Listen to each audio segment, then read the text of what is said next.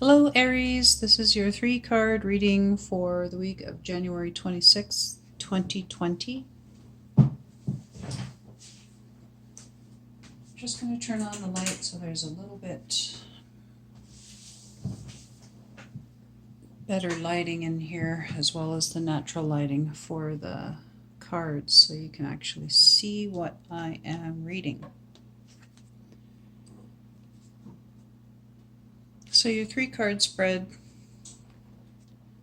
is your situation, your challenge, and the guidance. And I am using an oracle deck by Lindsay Andrews called the Power Deck.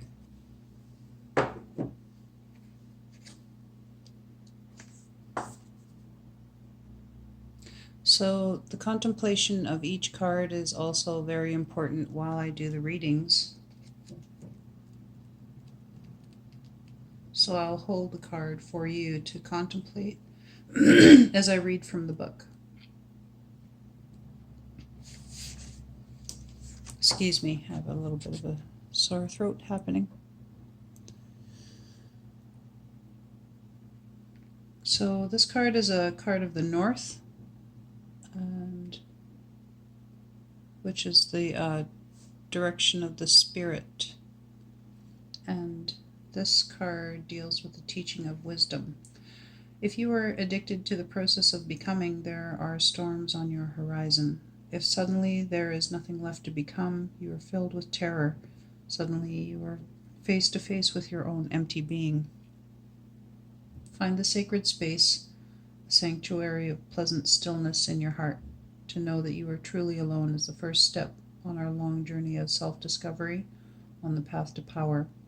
The final step is to learn that you are already linked with the universe, that you are already part of everything, and you already live in all the lodges of the universe.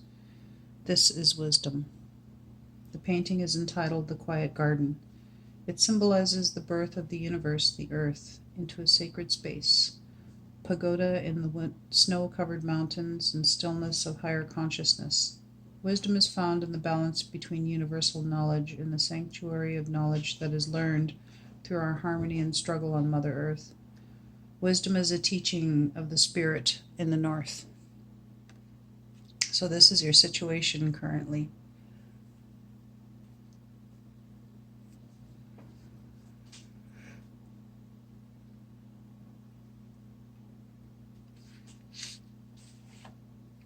So according to this card, you may be feeling a little bit alone in your life, maybe trying to find your sanctuary, which is all something that we all have to do. We all have to find our own sanctuary to get through this life, a place that can never be bothered by another or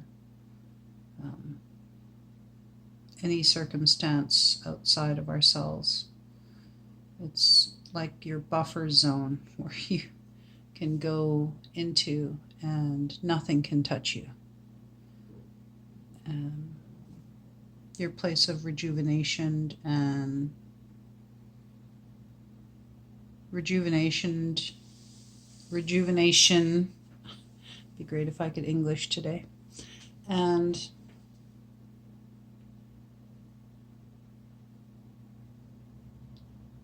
in isolation, there's so much growth that is done. It's amazing. It can be a lot for people, though, especially if you have a social butterfly type of character. However, sometimes it's necessary. And finding that sanctuary, if you haven't already, is also necessary.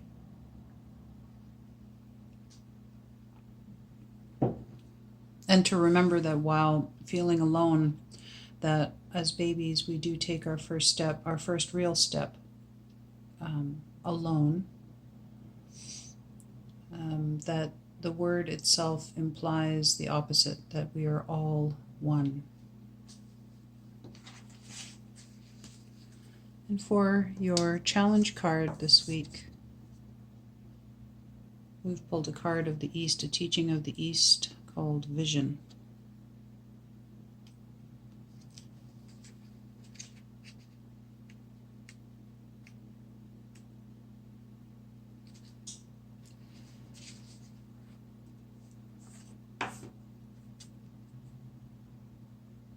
At times you will have less vision, and because of that dimness you will become unbalanced in your seeing. You will see everything, every stone, every machine, every tree as being dead rather than alive. As your vision grows, sit still within the cities. Begin to see that the stones and the plants and the machines are alive. Even the dead trees have passed through the gateway in the east. Their spirits carry the dreaming shield, or the configurations of the experiences of your life. Begin to see the life within every object. Begin to see the sacredness in all things, in the energy, their colors, their luminous forms, their shadow beings. When you become strong, then you will become strong.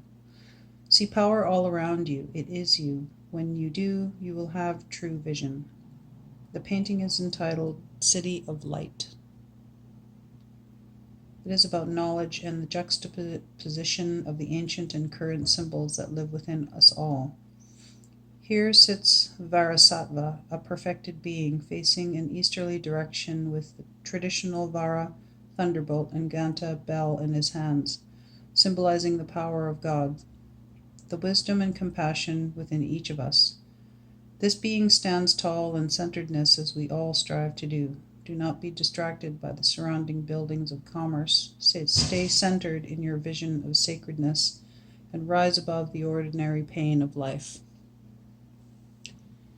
So this is the challenge for you this week.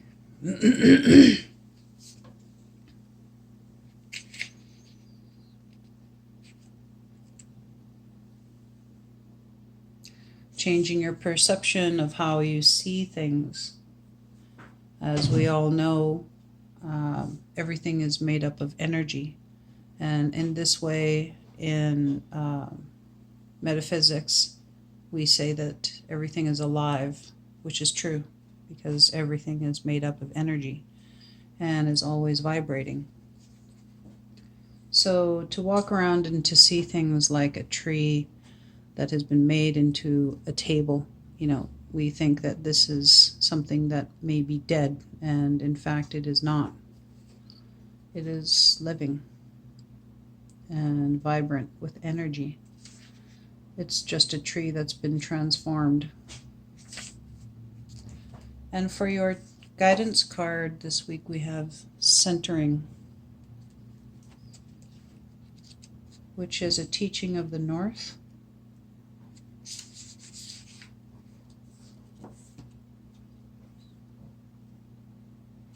Never leave your center. Count your bad points as well as your good. What is good and what is bad are most often purely relative. If you sense a weakness within yourself, explore it. It may become the source of your greatest strength. As you sit like a sacred Buddha amid the pandemonium of your life, always remember that the situation or person who has the ability to upset you the most, to pull you off your center, is your greatest teacher in the process of centering. Remember that a focus on negativity can become your addiction. When you center yourself in your power, you release your need for constant distraction from your center. The painting is entitled The American Buddha. Centering is one of the most important aspects of your training on your path to power. And when we speak about power, I just want to make it clear that we're talking about our own personal power.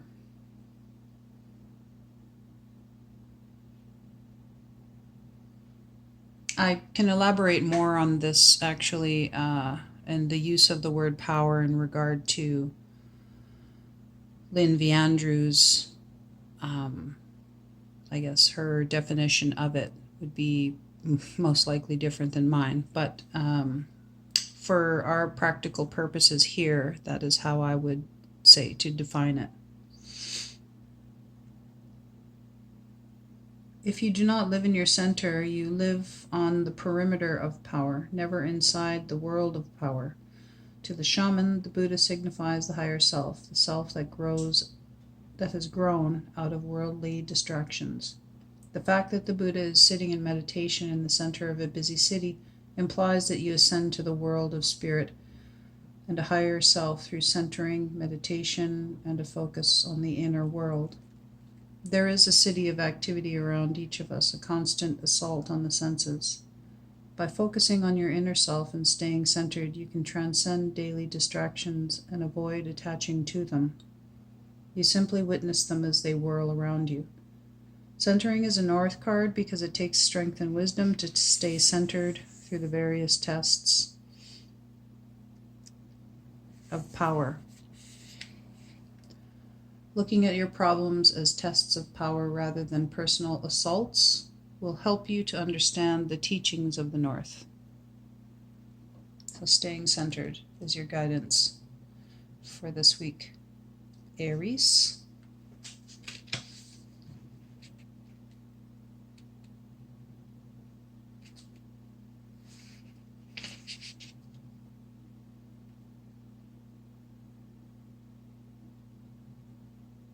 Because it can happen so much, like with our day-to-day lives, what we do is we just deal. Like we go out, first we wake up, we get dressed, we eat, we get ready, we go out, we do our work, we take our breaks, we nourish our body with food and have some relaxation time on our breaks, and then we get back to it.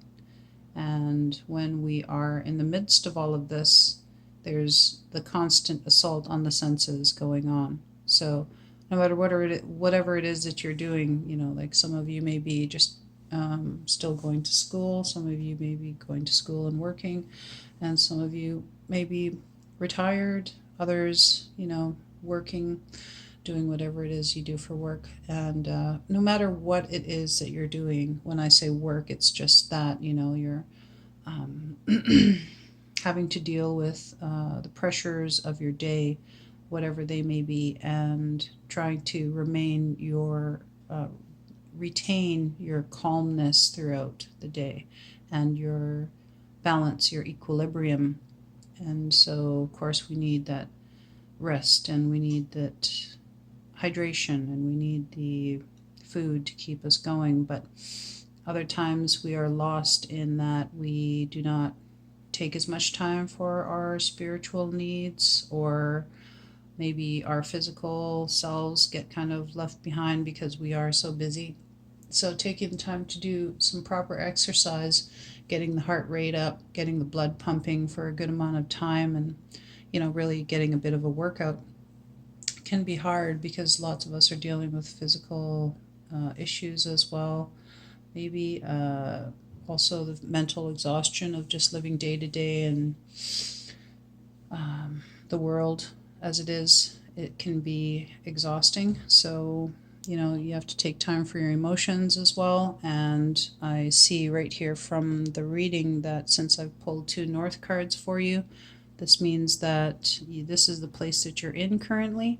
So you may be in a space of lots of reflection, spiritual ideals, lofty ideas that you're ruminating about.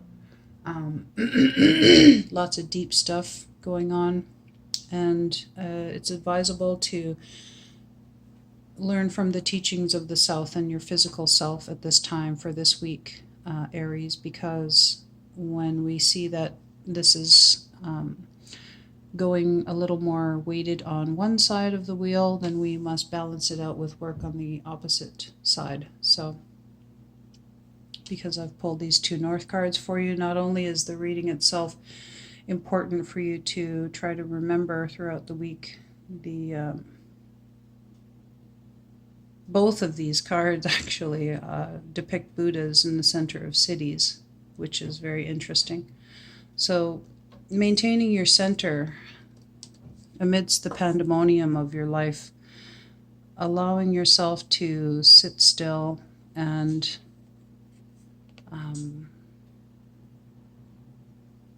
see life for what it truly is. You know, the buildings here, they look like they're just buildings that are made up of materials. You don't think of buildings as being alive.